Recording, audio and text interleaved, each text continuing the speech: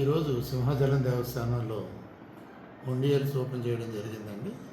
ఆ సందర్భంగా 12-15 నిమిషాల సమయంలో ఈ దేవస్థానంలో పనిచేస్తున్న రెగ్యులర్ ఎంప్లాయీ కొనతాల రమణ, అలాగే అవుట్ సోర్సింగ్ కంప్యూటర్ ఆపరేటర్గా పనిచేస్తున్న సురేష్.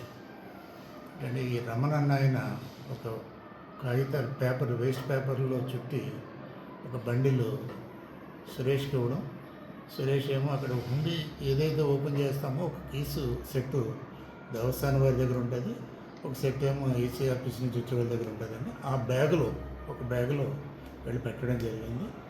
అది నేను చూసి వెంటనే మా అసిస్టెంట్ ఎగ్జిక్యూటివ్ ఆఫీసర్ని వెళ్ళి చెక్ చేయమంటే అందులో 111 500 నోట్లు అందులో ఉండడం జరిగింది.